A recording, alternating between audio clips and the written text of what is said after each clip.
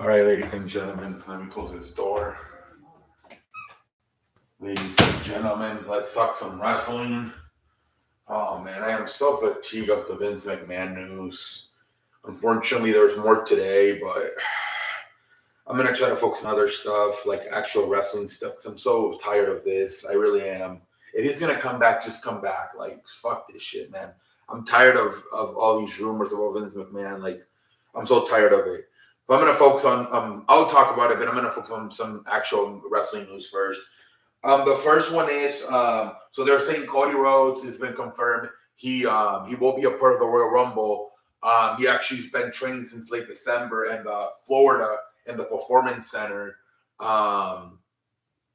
with I believe Carmelo Hayes and some other guys from NXT trying to get back into wrestling shape. So and the plan is, they said they don't know. They need to get The Rock if he's going to wrestle Roman Reigns or not, and he would be the backup plan for Roman Reigns at WrestleMania. Cody Rhodes. If not, they're saying he might wrestle again Seth Rollins or maybe Drew McIntyre. Perhaps they'll maybe split the WWE and the Universal titles. Maybe that's why they don't know yet. Maybe if The Rock confirms, maybe they just keep the titles unified. But if The Rock says no, I can't do it, then maybe Cody steps in, and that's when maybe you see Roman losing the WWE champion.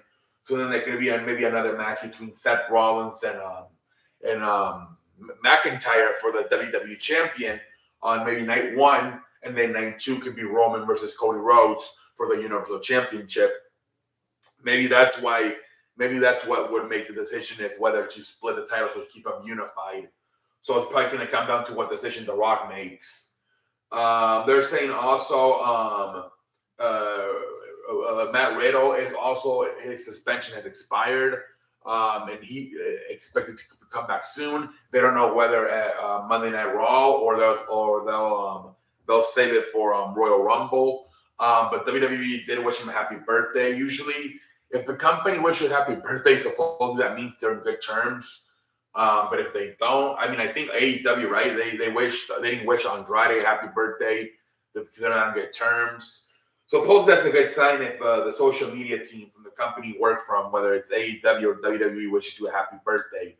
So they did that, and apparently the suspension expired. Now it's just a matter of time. Do you wait until the Royal Rumble to bring them back, or do you have them come back anytime at Monday Night Raw? But it looks like Matt Riddle will be back. It's just a matter of time. And last one is Sanity. Obviously, Eric Young, his contract with TNA has expired, and the other two members have been free agents for the longest time. And obviously, Nikki Cross is back to being her Sanity heel version. So it would make a lot of sense for Sanity to, especially now with Eric Young being released from TNA, it would make a lot of sense for Eric Young to sign with WWE along with the other two guys, and maybe put him back with Sanity. That's been a whole Triple H thing ever since he took over. He loves the heel factions. So maybe that'll be another one. They're saying that John Cena apparently in that episode he was on December 30th where he wrestled. He tag teamed with Kevin Owens to wrestle John Cena and to wrestle Roman Reigns and Sami Zayn. They're saying that before that, they actually had they were supposed to have a show in Toronto where Seth Rollins was going to take on Austin Theory. At the last moment, they ended up pulling Austin Theory from that show and flying him to Tampa Bay, Florida. And supposedly he filmed a backstage segment with John Cena. And people are trying to figure out what was that for? What was that for a potential? So I remember, didn't they film also back in the summer when John Cena came back for his 20-year anniversary? Didn't they also film a backstage segment with Austin Theory? So they're saying it could be similar to what they did back in the summer. But apparently they haven't aired it yet. I think a lot of it is because I think they were trying to maybe do Logan Paul versus John Cena. But I think they're waiting to see if Logan Paul's MCO is going to be healed by then. And if not, maybe this will be the other plan for John Cena for WrestleMania versus Austin Theory. And maybe that's perhaps why they haven't aired this backstage segment.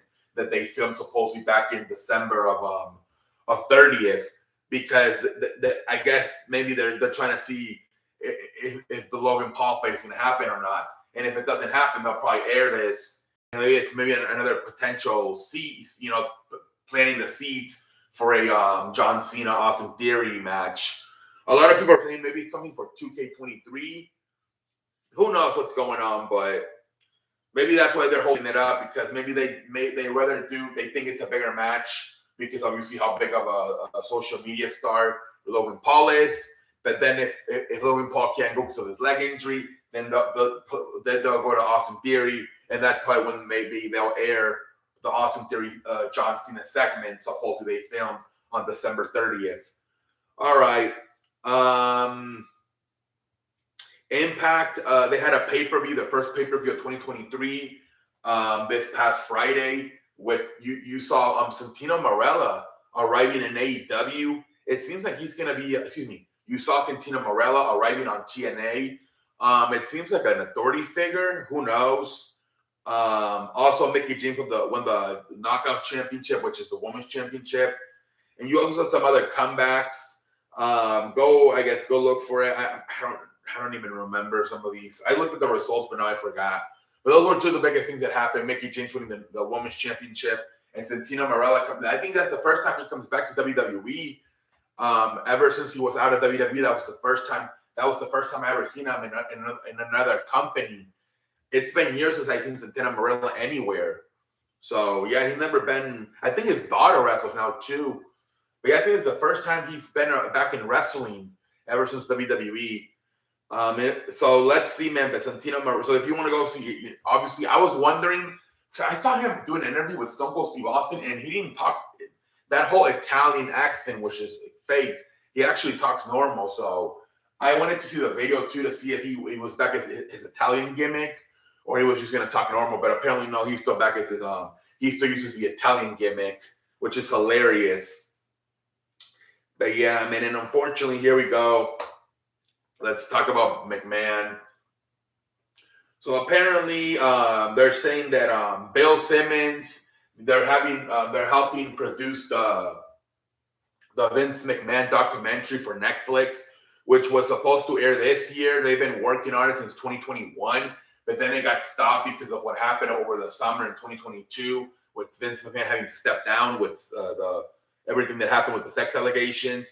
Then also supposedly, according to Bill Simmons, they're back to working on it. They could supposedly air it this year. It seems now that things have maybe apparently blown up a little bit, and now that Vince McMahon is back as chairman. And Bill Simmons said on his podcast, yeah, I believe part of the reason he's back in WWE is because he probably thought it was going to go to the shithole. After 50 years of being chairman, you think that you stepping down, like sort of the Lakers went to the shithole once Jim Boss was in there, or the Yankees once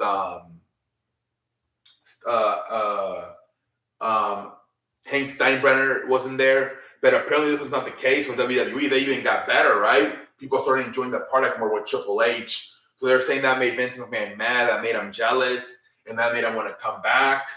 That's what Bill Simmons thinks.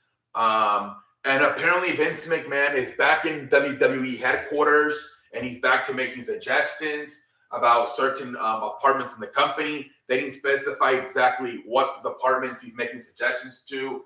Apparently he's sending emails to somebody saying they're doing everything wrong with creative, but wouldn't specify who it is.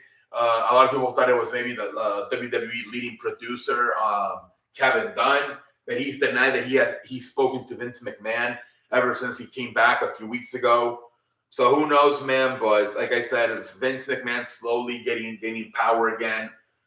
He's back in the office, and he's starting to make suggestions about certain apartments within the company. He's sending emails saying Triple H doing things wrong with creative. Also, they were saying that on Friday it came out that Triple H and Stephanie McMahon did not want the company to be sold, but apparently now they're saying that they're fine with it, and they actually look at that as a way for Vince McMahon to lose 81% of his voting power that he has. He has 81% of voting power, and he has 39% of the ownership of the company. They said maybe that's a way he would lose that 81% voting rights if the company were to be sold. So actually, apparently now they're saying that no, that actually Stephanie and Triple H are actually fine with a sale, because that would mean that there's a possibility Vince McMahon could lose some power if the company would be sold. So we'll see what happens, ladies and gentlemen. I left it at the end because I'm tired of this Vince McMahon news, but I still report it since there is some news still. But yeah, I think that's about it, ladies and gentlemen. I think that's about it, ladies and gentlemen. All right, until next time, I'm out like a light.